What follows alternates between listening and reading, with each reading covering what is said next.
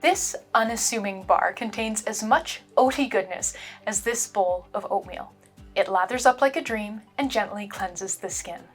It's also really, really easy to make and requires zero packaging. I'm going to share my formulation for this gorgeous, gentle body wash bar, which was inspired by an Aveeno product that was reformulated and not for the better. So, what do you need and how do you make it? We'll get to that in a moment, but first you need a couple pieces of equipment. Most of what you'll need is standard DIY stuff. A digital scale, preferably one that is accurate to at least 0.1 grams, a bowl, some spoons, and some smaller bowls to weigh ingredients into. But you will also need two specific pieces of equipment that you might not already have if you are a newer maker.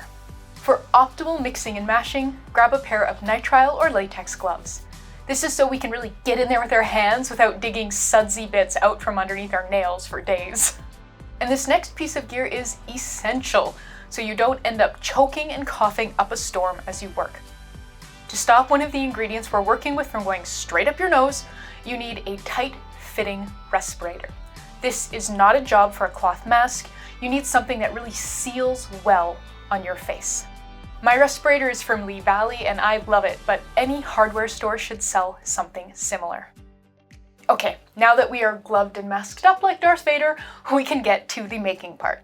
We're going to whip up a 100-gram batch today, which will make one good-sized bar. We'll begin by weighing out the dry ingredients. There are only two. This first ingredient is the source of the suds. It's where the cleansing, bubbly goodness comes from. Weigh out 47.4 grams sodium cocoyl isethionate, also known as SCI. This is a gentle, solid surfactant that creates super mild, lace glove-like lather. This formulation needs the finely powdered version, so don't use the stick form or a chunkier powder or you'll throw off the balance of the dough. This ingredient is why we're wearing a respirator. It is very lightweight and will waft out of the open bag and straight up your nose in a moment. Up next, our star ingredient. Weigh out 25 grams colloidal oatmeal. This all-natural ingredient can be a bit confusing. Colloidal oatmeal isn't just oat flour. It's super fine oat flour made from whole oats. Learn more about this deceptively complex ingredient with a fabulous post from Lisa Lees. I've linked to it in the free partner blog post. Colloidal oatmeal provides three key benefits to the formulation.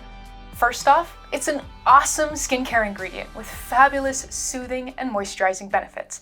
Aveeno has built their entire brand around this gorgeous ingredient. Second, it functions as another solid ingredient that won't melt, but instead of increasing the cleansing power of the bar like more solid surfactant would, it makes it more gentle. And third, well, you're gonna have to wait and see.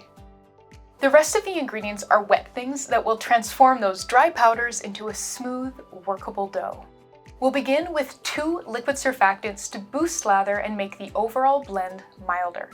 8 grams Cocamidopropyl Betaine and 10.1 grams foaming oats. If you don't have foaming oats, you can use all Cocamidopropyl Betaine or refer to the free partner blog post for even more options. For a bit of moisturizing power and to keep the bar from drying out too much, weigh out 1.5 grams vegetable glycerine. This next ingredient refats the bar so it's not too drying. I have used a nut oil, but there are lots of alternatives if you are allergic to nuts. Weigh out 7.5 grams of sweet almond oil, or apricot kernel oil is a great nut-free alternative. And lastly, to preserve the bar and ensure it doesn't turn into a moldy lump of bubbly porridge in the shower, weigh out 0.5 gram liquid Germall Plus. I have intentionally left this bar unscented, but if you would like to learn how to incorporate a fragrance or essential oil, please read the free partner blog post. That's all the ingredients, so how to turn all of that into a bar. I promised easy, and I wasn't kidding.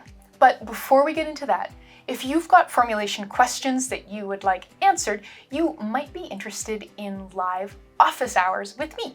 So twice a month, I hop onto a live Zoom call with my office hours tier patrons. These sessions are really fun. They're a great way to digitally meet fellow makers and get answers to your DIY questions. So you can learn more over on my Patreon, which is linked in the description box below.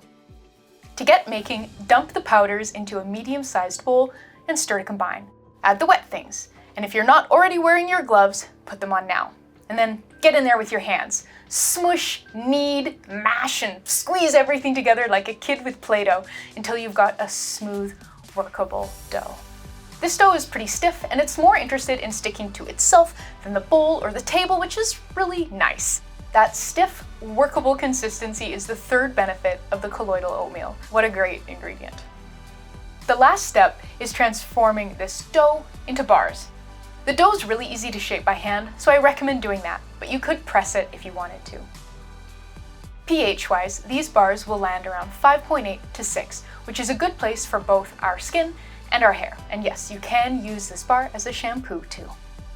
Leave the bar to dry for 2 or 3 days before using, and that's it. This bar gets really hard really fast. Use this bar as you'd use a bar of soap in the shower. So I prefer to work it up with a loofah, but you can also just rub it directly onto your skin. Wondering why you have to age the bar and how I settled on 2 or 3 days? Watch this video next to learn all about it. Thank you so much for watching. Please subscribe, and I'll see you next time.